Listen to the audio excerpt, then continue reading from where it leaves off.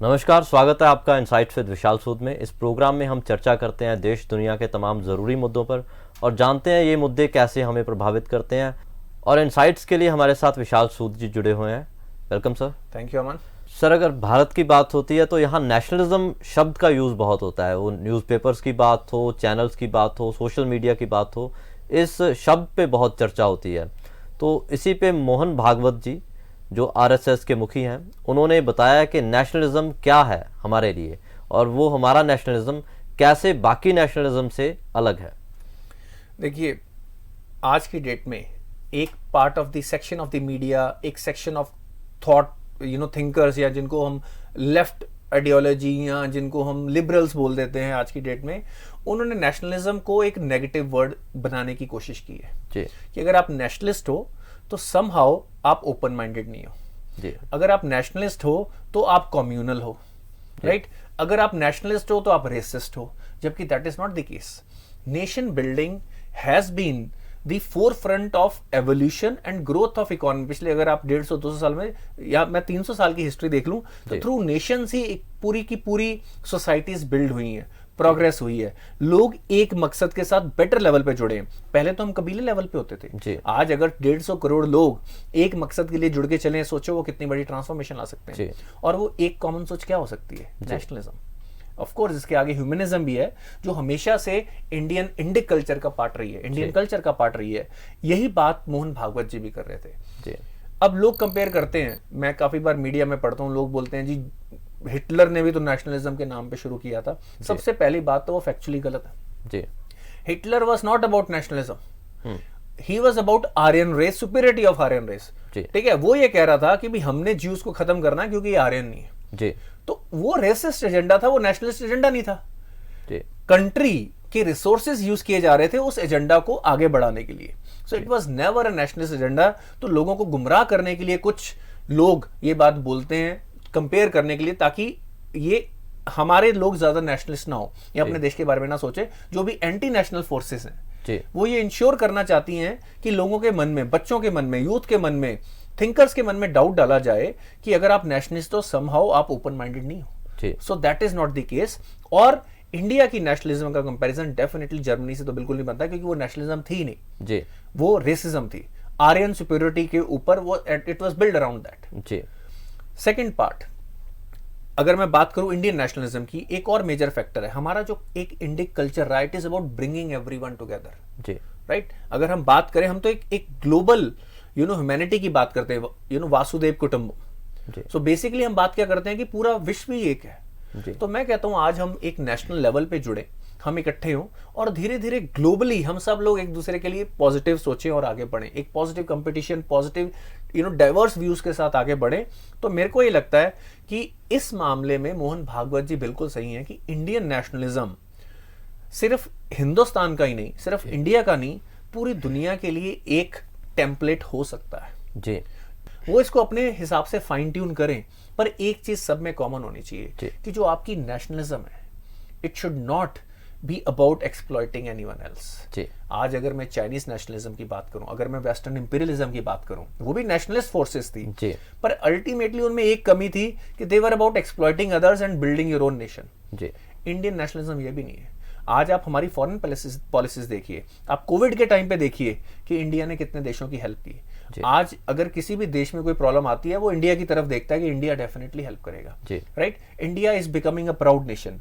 हमने आज सैटेलाइट जो लॉन्च किए हैं, वो सिर्फ इंडिया की हेल्प नहीं कर रही, हमारे आसपास के, हमें शायद पता नहीं है, हमारे आसपास के सारे छोटे देशों को, जो भी अगर आप बात करें वेदर रिलेटेड इंफॉर्मेशन, जो उनकी फार्मिंग में हेल्प करती है, उनको जो सपोर्ट चाहिए होती है इन टर्म्स ऑफ जब कोई भी वहां पे आपदा आती है, उसमें इंडिया उनको एक मेजर सपोर्ट कर रहा है। तो ये है एक nationalism where you take pride in who you are, you keep on building yourself, but you ensure कि योर प्रॉस्पेरिटी, जो आपकी प्रॉस्पेरिटी है, जो आपकी खुशहाली है, वो आपके पड़ोसियों की भी खुशहाली बने। तो मेरे को लगता है कि यही एक नेशनलिज्म का टेम्पलेट अगले 50-70 साल में दुनिया को आगे लेके जा सकता है। जी बिल्कुल सर। जैसे आज़ादी के 75 साल पूरे हुए, तो प्रधानमंत्री नरेंद्र मोदी ने एक सपना दिखाया कि 2047 तक 100 साल पूरे होने तक भारत कैसा होगा। और दूसरी तरफ PFI जैसी ऑर्गेनाइजेशंस हैं जो 2047 का ही टारगेट रख रही हैं, वो कैसा भारत बनाना चाहते हैं? देखो, जो एनआईए की रेड्स हुई हैं आफ्टर ड्यू रिसर्च, काफ़ी ऐसी रिपोर्ट्स आ रही थी। और देखो, एक बंदा जब एक पब्लिक ऑर्गेनाइजेशन होती है, it's not a banned organization, PFI is a registered organization. आप उनके जो स्पोक्स पर्सन है, वो जिस तरह की बातें करते हैं, देखो आप जब आप एक ऑफिशियल ऑर्गेनाइजेशन हो, आप लॉ को हाथ में लेने वाली बातें नहीं कर सकते, पर आपके बात करने के तरीके से आप क्या करना चाहते हो, किस तरह के सिस्टम बनाना चाहते हो, या आप बिहाइंड द सीन क्या करते होगे, वो काफी हद तक समझ आना शुरू हो जाता है।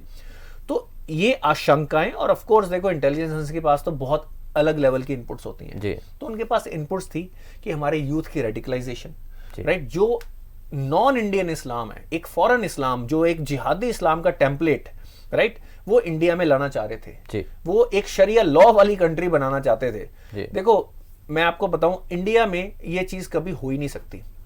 इंडिया में जो कल्चर है, it is a multilateral culture, कि भाई हर किसी के लिए जगह होनी चाहिए, हम इस कल्चर के साथ चलें और इसी कल्चर के साथ चलते रहेंगे। तो उनका वो ये कोशिश कर रहे थे कि भाई 2047 भारत के अंदर शरिया लॉ लग जाए और it becomes an Islamic country. देखो, जब यहाँ पे मुगल रूल था, वो नहीं ये बना पाए, बिल्कुल राइट, वो भी हमें अपने कल्चर, हमारे ट्रेडिशन से जोड़ नहीं पाए। और यहाँ पे जो भी कल्चर, जो इंडिया, जिनका होली लैंड इंडिया, अगर आप देखेंगे, वहां पे हमेशा एक ही मैसेज है कि किसी भी रास्ते से चलो, भगवान एक ही है। अब होता क्या है कि जब किसी भी रिलीजन की एवोल्यूशन होती है, जब वो रिलीजन एक लेवल पे पहुंच जाता है, तब उस रिलीजन का जो मैसेज होता है, उससे इंपॉर्टेंट उसको चलाने वाले लोगों के लिए हो जाता है रिलीजन को बचाना, उस रिलीजन को प्रोपोगेट करना, क्योंकि वो एक प्रॉफिटेबल काम बन जाता है। तो आज जो लोग इस तरह के ऐसी आइडियोलॉजी रखते हैं, विच इज इनह्यूमन आइडियोलॉजी, मैं बोलूंगा, जो आपस में फसाद खड़े करने वाली आइडियोलॉजी है, वो रिलीजन के लेसन्स को भूल चुके हैं। अब वो सिर्फ रिलीजन चलाना चाहते हैं। और ये ज्यादातर, जो अगर आप बात करें, जहां पे अगर आप बोलोगे कि भाई एक ही रास्ता है, और चलो ठीक है आप बोलते हो एक ही रास्ता है, पर दूसरा रास्ता गलत है, जब आप इस आइडियोलॉजी पे चलोगे, तो आप एक स्टेबल सिविल सोसाइटी, एक ह्यूमनिस्टिक सिविल सोसाइटी आप नहीं बना पाओगे। और आज की डेट में यही चैलेंज काफी इस्लामिस्ट कंट्रीज में आ रहा है। अभी ईरान का एग्जांपल है, जो ईरान के अंदर हुआ, अब वहां पे प्रोटेस्ट हो रहे हैं। तो मेरे को ये लगता है कि, और इसमें फायदा किसी मुसलमान का नहीं होने वाला। आज अगर इंडिया में जो मुसलमान रह रहे हैं, वो अपनी सिविल लिबर्टीज को एंजॉय कर पा रहे हैं, चाहे वो मेल्स हैं चाहे फीमेल्स हैं। पर जिस दिन शरिया लॉ हो गया, आप तालिबान रूल आपके सामने एग्जांपल है, आपको क्या लगता है कि जो अफगानिस्तानी मुसलमान हैं, वो वहां पे रहना पसंद करेंगे कि इंडिया रहना पसंद करेंगे? उनकी civil liberties, quality of life, education, fairness, rule of law, वो उनको इस तरह की एक ओपन सोसाइटी में ही बेटर मिलेगा। और रूढ़िवाद और कट्टरवाद जो है, सोसाइटी को नुकसान तो पहुंचाता ही है। भारत में किस हद तक नुकसान पहुंचा चुका है? मैं, despite what generally people think, मेरे को ये लगता है कि जो रूढ़िवाद और कट्टरवाद है, वो हमारे देश में कम होता जा रहा है। लोग पढ़ लिख गए हैं। आप देखिए, ज्यादातर लोग, चाहे वो, जब भी रूढ़िवाद और कट्टरवाद की बात होती है, स्पेशली रिलीजियस कट्टरवाद की, जो एक टिपिकल इंडियन माइंडसेट है, वो उससे अनकंफर्टेबल हो जाता है। उसको चाहे वो उसके रिलीजन का, वो अनकंफर्टेबल हो जाता है। उसको लगता है कि ये सही रास्ता नहीं है, वो जानता है। क्योंकि, और मैं एक और बात बता दूं, जिस धर्म की रेडिकलाइजेशन हुई है, इंडिया में भी एक दो बार ऐसी चीजें हुई हैं, उसमें जो धर्म के लोग रेडिकलाइज होते हैं, वहीं के लोग सबसे, मैं अगर उन्हीं का सबसे ज्यादा नुकसान होता है। वो एजुकेशन में पीछे जाते हैं, वो इकोनॉमिक ग्रोथ में पीछे जाते हैं, और वहीं के लोगों की ज्यादा जाने जाती हैं, उसी धर्म के लोगों की ज्यादा जाने भी जाती हैं। तो नुकसान उन्हीं का होता है। तो जहां जहां पे भी ऐसी कम्युनल टेंशन्स हुई हैं और जिन लोगों ने की हैं, उन्हीं का नुकसान हुआ है। तो मैं फिर भी होपफुल हूं। मेरे को लगता है कि हमारा भारत एक लेस कम्युनल बन रहा है। आज वॉइस बहुत ज्यादा है सोशल मीडिया के कारण ना, ये चीजें बार बार, और इतने न्यूज चैनल हो गए हैं। पहले ये कट्टरवादिता, रूढ़िवादिता ज्यादा थी, अब लोग पढ़ लिख गए हैं। बस अब ये है कि टेक्नोलॉजी के कारण वो बार बार नजर आ रही है, लोगों के मन में डाउट डाल रही है। अब इस चीज पे गवर्नमेंट्स को और सिविल सोसाइटी को केयरफुल होने की जरूरत है कि कहीं ये चीज आज जब ये सामने आ रही है तो लोगों को लग रहा है कि ये तो बहुत परेशानी का इशू है जी, पर इससे कुछ लोग प्रभावित भी होते हैं। उस चीज को थोड़ा सा इंश्योर करने की जरूरत है कि इसका प्रभाव रियल लाइफ में ग्राउंड लेवल पे ना आए। जी सर, चाइना इंडिया बॉर्डर का डिस्प्यूट हमेशा रहा है, लंबे समय से चलता आ रहा है, और इस डिस्प्यूट पे अब रशिया का एक प्रतिक्रिया आई है। उन्होंने कहा कि हम इसमें बिल्कुल भी नहीं पड़ेंगे, हम इस पे बात नहीं करेंगे। आई थिंक ये बिल्कुल जो रिस्पॉन्स है ये बिल्कुल इंडिया के फेवर में है। जी देखो, चाइना की हमेशा स्ट्रेटजी रही है, चाइना का तो रशिया के साथ भी डिस्प्यूट है जी आज जियोपॉलिटिकल टेंशंस और सिचुएशंस के कारण वो इकट्ठे हैं। जी पर चाइना और रशिया के बीच में कॉन्फ्लिक्ट और आर्म्ड कॉन्फ्लिक्ट भी हो चुके हैं जो पब्लिक को ज्यादा पता नहीं है। जी चाइना के 13 कंट्री से बॉर्डर लग रहे हैं और 25 के साथ डिस्प्यूट चल रहे हैं। जी तो चाइना ने हर कंट्री के साथ कुछ ना कुछ डिस्प्यूट बना के रखा है जिसको वो बाद में लीवरेज करता है, नेगोशिएट करता है। और चाइना अब इकोनॉमिकली और मिलिट्री स्ट्रांग हो गया, अब वो रशिया को भी डिक्टेट करना चाहता है। जी वो रशिया को कह रहा है कि हम आपके साथ दे रहे हैं इस डिस्प्यूट में, अब आप इंडिया वाली साइड पे हमारी तरफ बोलो। पर रशिया और इंडिया के बहुत ही पुराने और डीप रिलेशन है जी और ये बात रशिया भली भांति समझता है कि इंडिया भी उतना ही स्ट्रेटेजिकली इंपॉर्टेंट है जितना चाइना है। जी तो मेरे को ये लगता है कि ये बयान चाइनीज प्रेशर के बावजूद उन्होंने यही दिया है कि we will not be part of it. जी और it is a bilateral issue और इंडिया ने हमेशा यही मेंटेन किया है।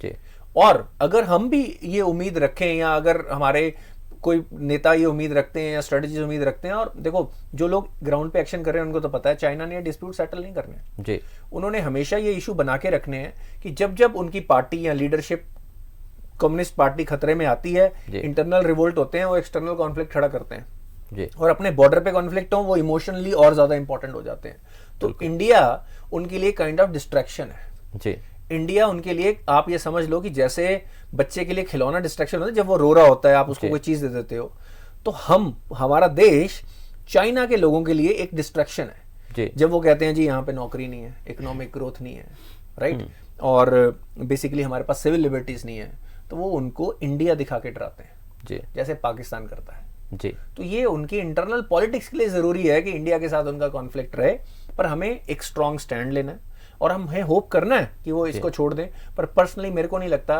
कि चाइना इतना important strategic, communist party China छोड़ो, communist party of China and Xi Jinping, जी ये इतनी इंपॉर्टेंट एक स्ट्रेटेजिक उनके पास जो है एक डरा दिखाने के लिए अपने ही लोगों को, वो कभी छोड़ेंगे।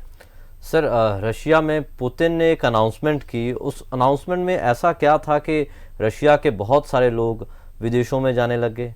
वो देखना शुरू कर दिया कि कहाँ ऑन अराइवल वीज़ा है, उसी कंट्री में हम चले जाएं। तो ऐसा क्या था उस अनाउंसमेंट में?